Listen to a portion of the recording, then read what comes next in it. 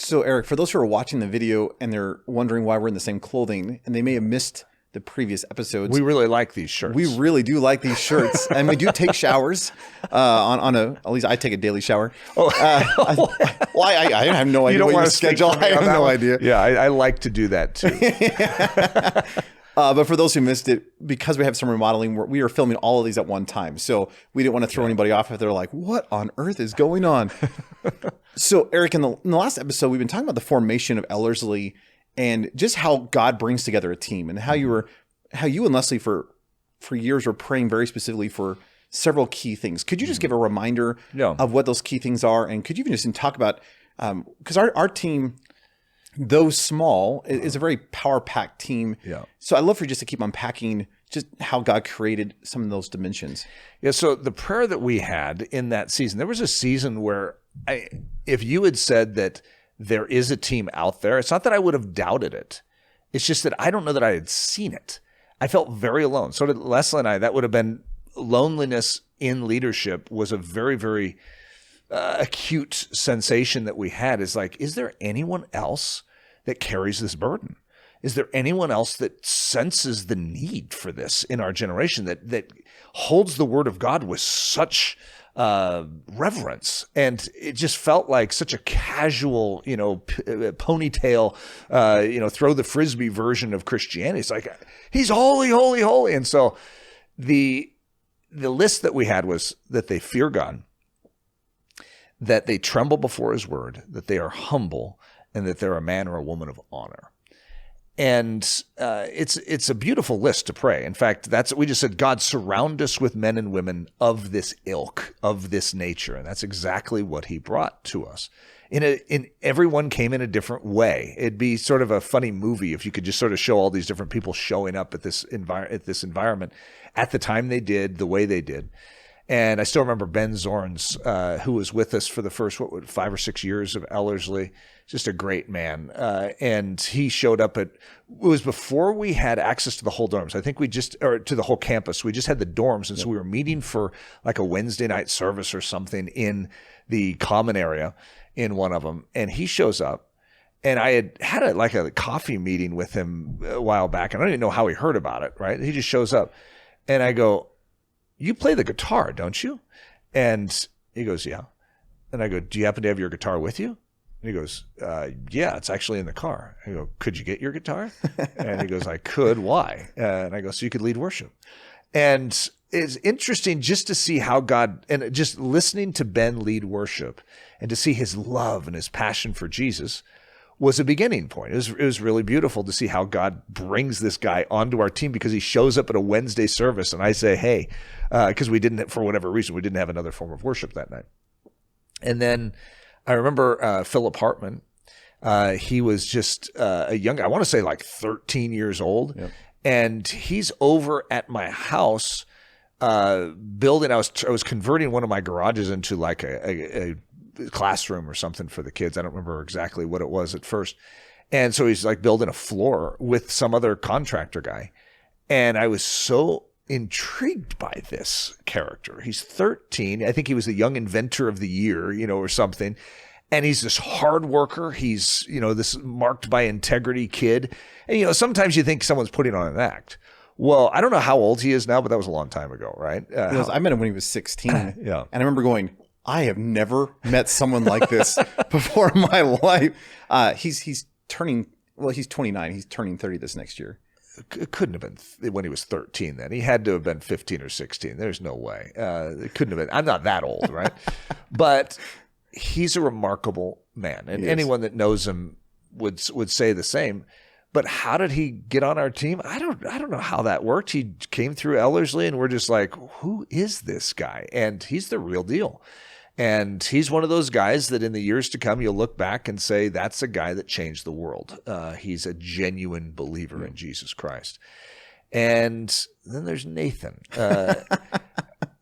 You're going to need to share your side too. I don't know if you should start with your side or if you want me to start with my side of how in the world Nathan Johnson ends up on our team. Well, I'll just give you a quick backstory before your dishwashing story. I remember working at a Christian bookstore. It was my very first job. And I was putting books away. And I remember getting this new box of new books. And there's this book, this bright orange book that had the audacity to have the title God's Gift to Women. And I was like, who has the arrogance to write a book? And I turn it over to look at the author's picture.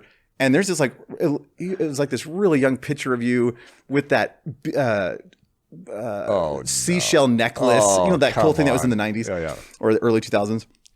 And I was like, really? It was just one of those funny moments. And yet I look at that as seriously a divine moment, because I remember opening it up and just reading the introduction. And I was like, it has nothing to do with what I thought this book was about. And so I bought it and I went home and I was so captivated by this vision of masculinity that I've been craving, but no one had talked about.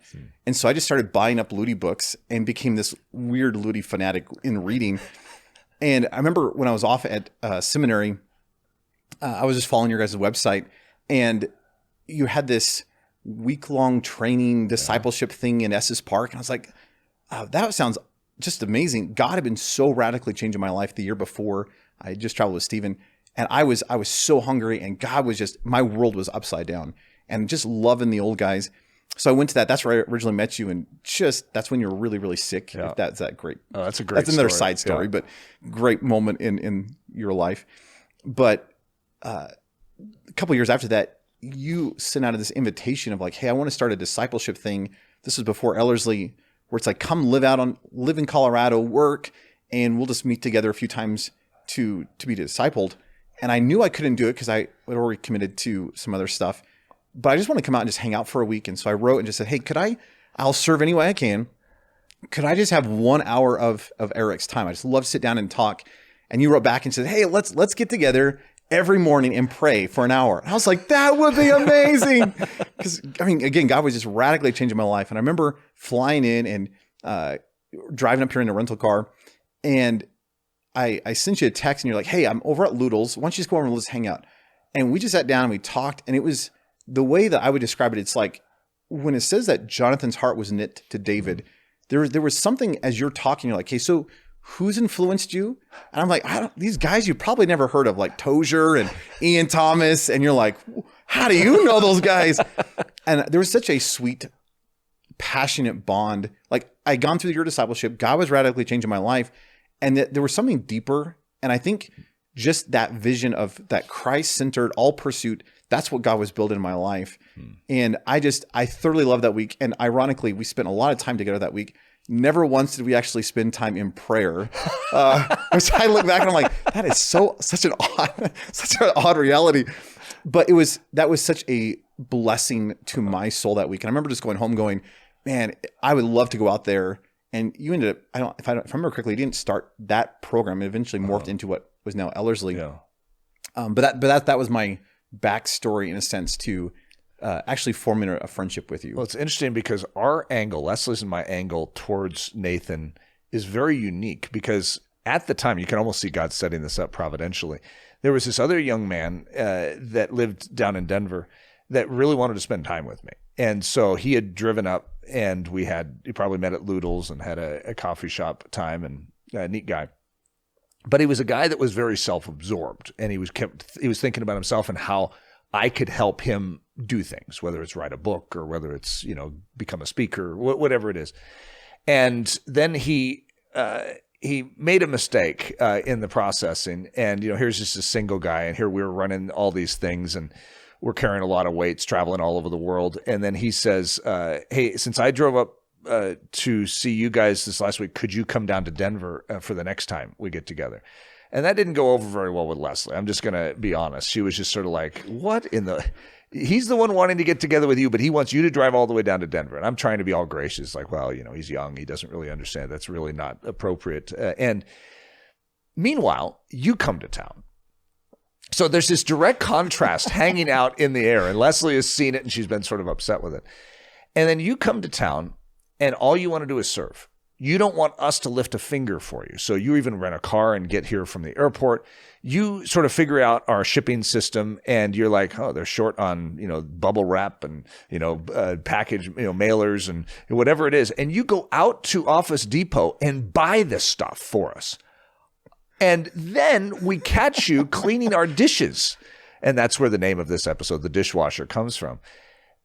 For Leslie, that's her language right there. You so impressed Leslie because you didn't demand anything.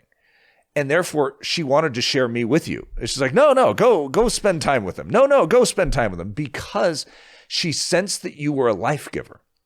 And there's something about that is very rare, because most of discipleship, as you know, is we're around a lot of people that have a high demand. They have a lot of need, and that's part of ministry. But when you're surrounding yourself with a team, you don't want the high demand people. You want those that are life givers. You want the dishwashers. You want those that run out to Home Depot and say, well, they need this. I'll get it for them. And that's been your life ever since I've known you.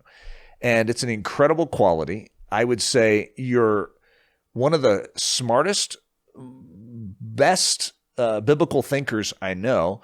And yet you don't even act like you're a theologian. You act like you are a dishwasher in everyone's life that you know. Everyone that knows you, when the guys come to town, for a semester, you bring them over to your house and you make them dinner. You basically just wash their feet. And it's a remarkable picture of discipleship, the way that you have lived your life. And it is a gift. And so when I think about this team, in the last 2 episodes, we've talked about Dan, Sandy, Grace. We've talked about, Ben, Philip, you. We have many others that we could bring into the storyline, because we've had a lot of other key role players over the years. But God has given us something. He's answered that prayer. He's surrounded, just like, and I would encourage everyone, there's 2 things that I could bring out of this. First, don't stop praying for community. You may be in some part of the world where it's just like, there's no one here, but God knows his people. Mm-hmm. And so pray that he would surround you with what you need. It might just be one, but praise God for one, if that's what you have. And the second one is, there is something about the model. We could call it the Nathan Johnson model. That needs another title, but the dishwasher model. Sure. Okay. But when you come into any environment, and you could have the itch, we have a lot of people that have that itch. They want the microphone. They want to do what we do. And it's not a bad thing. It's a good desire. I love what we do. I'm not going to complain. I think they should grow up to want to do something like it too, but to share Jesus with the world. But they oftentimes see the aspects to it that are front and center that might get an applause. That most of our life is not that, right? But could you give a perspective on what we observe when we're witnessing young people as they are in their development? One of the things I'm very strong in teaching when we have students here, we've called it, from back in the day, just that idea of the man under the stage, which is a whole nother, we don't have time to unpack it, but that idea of being willing to stoop, to not be seen, to be humble, to pray, and not be the one on the stage. And we live in a weird culture where everything is available to us that gains us the spotlights, the applause, the popularity, whether it's the social media stuff or the likes or the YouTube stuff or whatever. We culturally have a propensity to turn inward and show forth ourselves rather than showing forth Christ. And I think there's a lot of people in Christian leadership, if I could be honest, shouldn't be in Christian leadership because they've never spent time under the stage. Mm-hmm. They've just spent time on the stage. And yet one of the things that we want to teach our students is the fact that if you, as you've said, as you come into a place, what does it look like to stoop, to be humble, not to be seen? We've used the term the no-visionary. Mm-hmm. In other words, a lot of times we want to just go out and be the missionary. We don't want the time being the novice and being the one hidden away. And yet I think in our culture, this is becoming more and more necessary because we are so self-centered as a culture and as a human propensity. It's really hard to stoop. It's really hard to take on that servant role. It's like when you pick up trash as you're walking on the road, you want to pick it up and hold it up to make sure someone sees that you picked up trash rather than just throw it away because we want the applause. We want to be seen. Yeah. And yet Christianity is all about the humility. It's all about not being seen. And I've come to the point where it's like, I almost don't want to listen to you if you're not willing to clean the toilets. If you're not willing to spend the hours in prayer, not willing to do all the hidden stuff, because that's where you are formed in true Christian leadership. And so that being said, when we're looking at, say a group of students, the things that actually impress me is not the ones who speak well. It's not the ones who seem to have leadership abilities. It's the ones who actually are willing to serve and they're willing to just pour their lives out for the sake of the gospel, even if nobody ever knows. And we've said this before in, I think, previous series, but I think some of the best Christian moments, the best Christian lives, they were never written about. We don't have any evidence in Christian biography. I love the biographies we have, so I'm not downplaying those. But yet there's a lot of people who have served and just loved Jesus, and pastors who just labored in the pulpit, yet we know nothing about those people. And I think I can't wait to get to heaven to hear those stories, because those are the ones that you'll find out later had a huge impact on changing the world. Amen. I agree. I think there's a pattern there that if, even if you don't go to Ellerslie, if you grip that pattern and just take that low place and look for opportunities to serve, even in your home right now, that's what builds the foundation for great Christianity. Amen.